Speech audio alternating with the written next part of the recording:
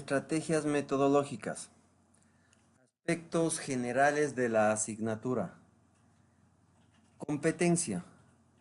Aplica estrategias metodológicas que permitan el interaprendizaje dinámico y activo de los estudiantes, fomentando el aprendizaje significativo y empleando herramientas tecnológicas de actualidad.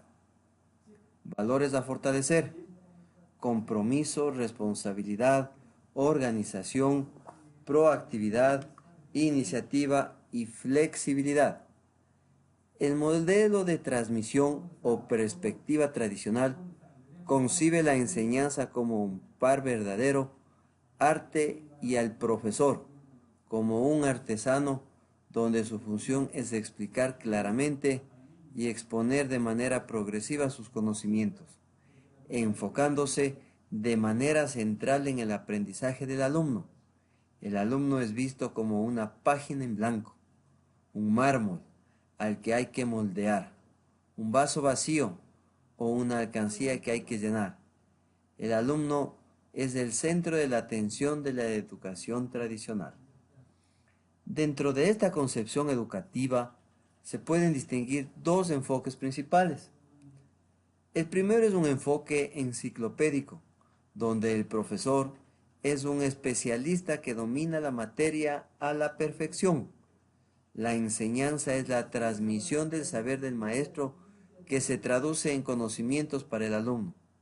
Se puede correr el peligro de que el maestro que tiene los conocimientos no sepa enseñarlos. El segundo enfoque es el comprensivo, donde el profesor es un intelectual que comprende lógicamente la estructura de la materia y la transmite de modo que los alumnos la lleguen a comprender con el mismo. En ambos enfoques se da gran importancia al conocimiento relacionado con otras disciplinas. En su modo de transmisión y presentación, el conocimiento que adquiere el alumno se deriva del saber y de la experiencia práctica del maestro, quien pone sus facultades y conocimientos al servicio del alumno. En resumen, esta es la perspectiva del aprendizaje, es la comunicación entre el emisor y el receptor, tomando en cuenta la comprensión y la relación con sentido de los contenidos. Consideraciones para la ejecución. Ruptura inicialmente del contacto. Se ejecuta para recuperar la libertad de acción al amparo de las fuerzas que mantienen el contacto con el enemigo. Movimiento hacia la retaguardia. Movimiento coordinado y controlado desde la zona de reunión en la retaguardia inmediata de la posición donde se inicia el repliegue hasta su nueva posición o zona de reunión.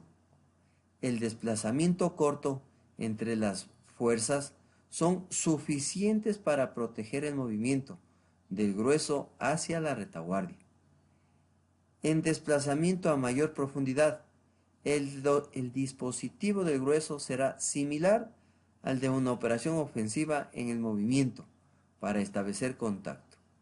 El movimiento se inicia en pequeñas columnas que conforme se alejan del enemigo se integran en columnas más importantes. Unidades de apoyo logístico son las primeras en iniciar el movimiento hacia la área de reunión previamente seleccionada.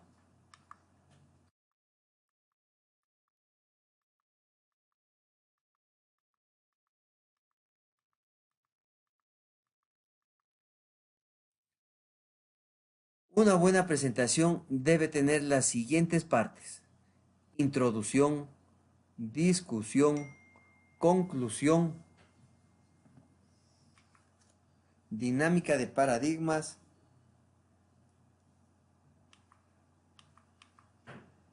como todo esto me sirve en la vida, cómo influye en la vida militar, cómo influye en el proceso de enseñanza-aprendizaje. Debemos considerar dos aspectos: aula tradicional y aula de trabajo colaborativo. En el primer caso, el estudiante pasa de oír, observar y tomar apuntes, a resolver problemas, aportar y dialogar activamente. Tener expectativas bajas o moderadas de preparación antes de la clase. A. Tener expectativas elevadas de presentación y preparación antes de la clase. Tener cierto recelo o vergüenza en la elaboración de preguntas al docente.